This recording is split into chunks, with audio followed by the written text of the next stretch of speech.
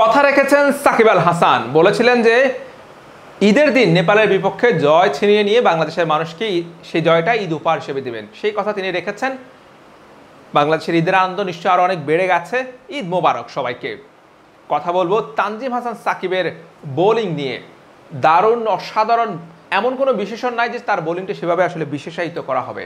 আর তানজিম সাকিব ঠিক যতটা ভালো খেলেছেন, মুস্তাফিজ যতটা ভালো খেলেছেন, ঠিক ততটাই খারাপ খেলেছেন বাংলাদেশের ব্যাটাররা। তানজিদ তামিম, লিটন কুমার দাস, নাজমুল হোসেন শান্ত এত জঘন্য ব্যাটিং করেছেন। আসলে তাদের কি ব্যাটিংয়ের পর লজ্জা হয় না আসলে, নাকি তারা এখনো চিল মুড়ে আছেন? কথা বলবো বাংলাদেশের ব্যাটারদের ব্যাটিং নিয়ে, সেই সঙ্গে আজকের ম্যাচের টার্নিং পয়েন্ট কোথায় ছিল সেসব নিয়ে। ঈদুল আজহা মানে ভরপুর খাওয়া দাওয়া, আর খাবারের স্বাদ বাড়াতে ব্যবহার করুন ইরফান সস, পারফেক্ট ঝালে মজাদার সস। প্রথমেই বলে রাখি, বাংলাদেশের আজকে ব্যাটিং নিয়ে একটু কথা বলতে চাই। যখন আসলে সকাল সকাল ঘুম থেকে উঠে অনেকে স্কোরবোর্ডটা দেখেছেন, অবাক হয়ে গেছেন যে নেপালের বিপক্ষে বাংলাদেশ এমন ব্যাটিং করলো, মনে হচ্ছে যেন না অস্ট্রেলিয়া কিংবা ইংল্যান্ড বা ভারতের বিপক্ষে ব্যাটিং করেছে বাংলাদেশ দল। এত কঠিন উইকেট ছিল নাকি যে বাংলাদেশ 106 রানে অল আউট হয়ে গেছে? নিশ্চয়ই উইকেটটা এতটাও কঠিন ছিল না, সেটা মাহমুদুল্লাহ রিয়াদের ব্যাটিং দেখলে বোঝা যায়। তিনি 13 বলে 13 রান করেছেন এবং তাকে মনে হয় না যে কোনো সময় যে আনকমফোর্টেবল ফিল করছে। তিনি বেশ স্বাচ্ছন্দ্যে ব্যাটিং করেছেন, অন্য ব্যাটাররা যেখানে আসলে অনেক বেশি স্ট্রাগল করেছেন। তবে বাংলাদেশকে আজকে যারা বাঁচিয়েছেন শেষ মুহূর্তে তারা হচ্ছে তাসকিন আহমেদ এবং মুস্তাফিজুর রহমান। তাদের 18 রানের যে জুটিটা হয়েছিল শেষ দিকে, সেই রানগুলোই কিন্তু বাংলাদেশকে আজকে সেভ করেছে। রিশাদের সেই ইনিংসটাও অনেক গুরুত্বপূর্ণ ছিল। আজকের ম্যাচের টার্নিং পয়েন্ট আসলে ছিল কোথায়? মুস্তাফিজ ব্যাটিং ইউনিটে যদি বলি, ব্যাটিংয়ের ইনিংসে মুস্তাফিজ এবং তাসকিন আহমেদের শেষ উইকেটের যে জুটি, সেই জুটি এবং তানজিম হাসানের যে স্পেল সেটা, এবং শেষ দিকে মুস্তাফিজুর রহমান যখন 2 ওভারে 22 রান দরকার, মুস্তাফিজ 19তম ওভারে এসে তিনি কি করেছেন? তিনি আসলে মেডেন দিয়েছেন এবং একটা মেডেন উইকেট নিয়েছেন। পরের ওভারে সাকিব আল হাসান পরপর 2 বলে 2টা উইকেট নিয়ে ম্যাচটা শেষ করে দিয়েছেন। বাংলাদেশের ব্যাটারদের আউট নিয়ে একটু কথা বলতে চাই। তানজিদ হাসান তামিম তিনি আউট হয়েছেন কিভাবে? একদম ডাউন দ্য উইকেটে এসে তেড়ে মারতে গিয়েছেন।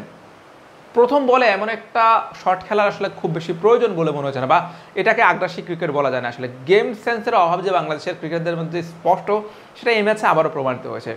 লিটন কুমার দাস তিনিও সম্ভবত ফুল করতে গেলে আউট হয়েছেন, এবং তাওহিদ হৃদয় উইকেটটা একটু কঠিন ছিল, বুঝে খেলার চেষ্টা না করে আসলে তারা আসলে শুধুমাত্র হিট করেছে, এবং সেই হিট করতে গিয়ে কিন্তু তারা উইকেটগুলো বিলিয়ে দিয়ে এসেছেন। উইকেটটা যতটা কঠিন বাংলাদেশ করেছে, ততটা কঠিন মনে হয়নি মাহমুদুল্লাহ রিয়াদের ব্যাটিং দেখে। মাহমুদুল্লাহ রিয়াদ বেশ দারুণভাবে ব্যাট করেছেন। মাহমুদুল্লাহ রিয়াদ 13 বলে 13 রানের একটা ইনিংস খেলেছেন। সেই ইনিংসে তাকে কখনো মনে হয়নি যে তিনি আসলে খুব বেশি স্ট্রাগল করছেন বা তার কাছে বল খেলতে খুব কষ্ট হচ্ছে। রিয়াদ যদি পারে তাহলে অন্য ব্যাটারদের সমস্যা কোথাও? অন্য ব্যাটাররা কেন পারেনি? রিয়াদ যদি রান আউট না হতেন তাহলে বাংলাদেশের ইনিংসটা আজকে নিশ্চয়ই আরও অনেক বড় হতো। জাকির আলী অনেকের ব্যাটিংয়ের কথা বলতে হয় যে 26 বলে মাত্র 13 রান করেছেন সম্ভবত তিনি। এত জঘন্য ব্যাটিং, এবং তার ব্যাটিং দেখে মনে হলো যে তিনি আসলে পাড়ার ক্রিকেট খেলছেন। আর তার আসলে দাঁড়ানোর পজিশন বলেন, হ্যান্ড আই কোঅর্ডিনেশন বলে আরও অনেক ক্ষেত্রে অনেক সমস্যা দেখা গেছে। সেটা আসলে খুবই, জাকির হয়তো পরবর্তী ম্যাচগুলোতে সুযোগ পাবে কিনা জানি না, কিন্তু তার ব্যাটিংটা নিয়ে আসলে কথা না বললেই নয়। আসলে জাকিরের আরও অনেক বেশি ইমপ্রুভ হওয়ার সুযোগ রয়েছে। বাংলাদেশ যদি সুপার এটা ভালো করতে চায়, ব্যাটারদেরকে নিঃসন্দেহে ভালো করতে হবে, এর কোনো বিকল্প নেই। এই ব্যাটিং লাইন আপ নিয়ে বাংলাদেশ সুপার 8 পর্যন্ত এসেছে, এটা আসলে পুরোটাই বোলারদের কৃতিত্ব। আজকের ম্যাচে যদি বলি, আজকের ম্যাচটাও বোলাররা জিতিয়েছে, এবং প্রত্যেকটা ম্যাচ 3টা ম্যাচে বোলাররা জিতিয়েছে। তানজিম হাসান সাকিব নিজের ক্যারিয়ারের সেরা বোলিং করেছে। মাত্র 4 ওভারে 2 মেডেন দিয়ে 7 রানে 4 উইকেট নিয়েছেন। এখানে ক্যাপ্টেন শান্তকেও অবদান আছে, বা তাকেও ক্রেডিট দিতে হয়, কারণ তানজিম সাকিবকে একদম টানা 4 ওভার বল করিয়েছেন। তানজিম সাকিবের মধ্যে যে আগ্রাসন ছিল, এবং উইকেটটা তুলে নিয়েছেন, একদম নেপালকে চেপে ধরেছেন। নেপালের যে প্রথম সারির যে ব্যাটাররা ছিলেন তাদেরকে সে তুলে নিয়েছেন। সে জায়গা থেকে ক্যাপ্টেন শান্তরও ক্রেডিট দিতে হয়। তানজিম হাসান সাকিব তিনি তার এটা বেস্ট বোলিং ফিগার, এবং টি20 বিশ্বকাপে বাংলাদেশের দ্বিতীয় সেরা বোলিং ফিগার। এছাড়াও তিনি আসলে এক ইনিংসে 2টো মেডেন নিয়েছেন, যেটা আসলে বাংলাদেশে আর কখনো এর আগে টি20 বিশ্বকাপে হয়নি, এক ইনিংসে 2টা মেডেন। তানজিম সাকিব কিন্তু আজকে ম্যাচের জয়নায়ক, তিনি ম্যাচ সেরা হয়েছেন, কিন্তু তিনি আসলে ম্যাচটা ঘুরিয়ে দিয়েছেন। সেটা মুস্তাফিজুর রহমানের কথা বলতে হয়। তিনিও 4 ওভারে 7 রান দিয়েছেন, 3 উইকেট নিয়েছেন, 1 মেডেন। মুস্তাফিজ আসলে দুর্দান্ত বোলিং করেছে। বিশেষ করে মুস্তাফিজের 19তম ওভারটার কথা বলতে হয়, যখন 12 বলে দরকার 22 রান, মুস্তাফিজ সে ওভারে মেডেন উইকেট নিয়েছেন, একটা রানও দেন নেই। তিনি যদি সে ওভারটা খারাপ করতেন ম্যাচের ফলাফল কিন্তু ভিন্ন হতে পারত। তাসকিন আহমেদের কথাও বলতে হয় যে তাসকিন একটা উইকেট নিয়েছেন এবং মোস্তাফিজ আরেকটা দারুণ উইকেট নিয়েছেন, তিনি ব্রেক থ্রুটা এনে দিয়েছেন যখন কুশাল মাল্লা এবং দীপেন্দ্র আইরি দুজন মিলে জুটি গড়েছেন। ম্যাচটা যখন বাংলাদেশের হাত থেকে ফসকে গেছে, সেই ফসকে যাওয়া ম্যাচটা কিন্তু মুস্তাফিজ নিয়ে এসেছেন। তিনি যখন কুশাল মাল্লা যখন তার বলে আউট হয়েছেন, সেই আউটটাই কিন্তু ম্যাচটা বাংলাদেশের আয়ত্তে এসেছে। এরপরে তাসকিন আরেকটা উইকেট নিয়েছেন, এরপরে মুস্তাফিজ আবার 19তম ওভারে এসে উইকেট নিয়েছেন, এরপর তো সাকিব শেষ ওভারে 2 বলে 2টো উইকেট নিয়ে একদম নিশ্চিন্তে বাংলাদেশ জয়টা পেয়ে গেছে। বোলারদের নিয়ে আসলে কথা বলার কিছুই নেই, বোলাররা দুর্দান্ত পারফর্ম করছেন, এত এত ভালো পারফর্ম করছেন যে শরীফুল ইসলাম তিনি আরেকজন পারফরম্যান্স, তিনি আসলে সুযোগ পাচ্ছেন না।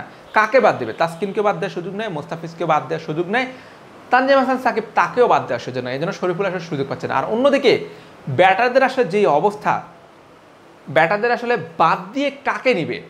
লিটনকে বাদ দিয়ে সৌম্যকে নিবে, সৌম্যর একই অবস্থা। তানজিদ তামিমকে বাদ দিয়ে অন্য কাকে নিবে? অপশন নাই আসলে, সবগুলো ব্যাটার একই অবস্থা।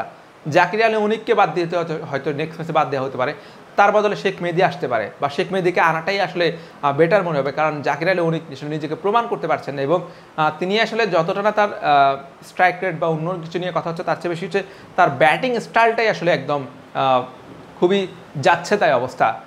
তাকে আসলে আন্তর্জাতিক ক্রিকেট খেলার জন্য যেই মানের ব্যাটার হওয়া দরকার, আমার মনে হয় যে সেই জায়গা থেকে ঘাটতি রয়েছে এবং তার আসলে অনেক জায়গায় কাজ করতে হবে। সুপার 8-এ বাংলাদেশ পৌঁছে গেছে। বাংলাদেশের প্রতিপক্ষ অস্ট্রেলিয়া, আফগানিস্তান এবং ইন্ডিয়া, 3টি দলেই বেশ শক্তিশালী। 3 দলের বিপক্ষে জিততে হলে ব্যাটারদেরকে অবশ্যই পারফর্ম করতে হবে, এর কোনো বিকল্প নেই, কারণ শুধুমাত্র বোলারদের পারফরমেন্স দিয়ে বড় দলের বিপক্ষে জয় পাওয়া একদমই অসম্ভব। নাজমুল হোসেন শান্ত তিনি আসলে তার অধিনায়কত্ব দারুণ হচ্ছে, এই ম্যাচেও তিনি আসলে ফিল্ডিং সেট আপ, বোলারদের ব্যবহার করা সেটা দারুণ করেছে, কিন্তু আসলে তার যে পারফরমেন্স, 4টা ম্যাচে তিনি মাত্র 26 রান করেছেন। একজন ক্যাপ্টেন যখন আন্ডার পারফর্মার হয় তখন সেটা আসলে দলেও প্রভাব পড়ে এবং তিনি অন্যদেরকে আসলে মোটিভেট করাটার ক্ষেত্রে অনেক সময় অসুবিধা হয়। তো সেই জায়গায় ক্যাপ্টেনকে আসলে ফর্মে ফেরা জরুরি, যেমনটা তিনি আসলে অধিনায়ক হিসেবে ফর্মে আছেন, তেমনটা তার আসলে ব্যাট হাতেও ফর্মে ফেরা উচিত। সাকিব আল হাসান প্রথম 3 ম্যাচে কোনো উইকেট পাননি, আজকে 2টা উইকেট পেয়েছেন। সাকিব গত ম্যাচে ব্যাটে রান পেয়েছেন, আজকে 2টো উইকেট পেয়েছেন, এটা নিঃসন্দেহে বাংলাদেশের জন্য ভালো লক্ষণ। আর মুস্তাফিজুর রহমান তিনি তো আসলে অসাধারণ বোলিং করে যাচ্ছে, একদম কিপটে বোলিং যেটাকে বলা হয় সেটাই করে যাচ্ছেন। তাসকিনও সময় মতো তার কাজটা করছেন। সব মিলিয়ে বোলিং ইউনিট নিয়ে বাংলাদেশ আসলে স্বপ্ন দেখতে পারেন, কিন্তু ব্যাটাররা যদি আরও একটু ফর্মে ফেরেন, ভালো কিছু করতে পারেন, তাহলে সুপার 8-এ বাংলাদেশ নিশ্চয়ই ভালো কিছু উপহার দেবেন। Hussain Arman, BD quick time.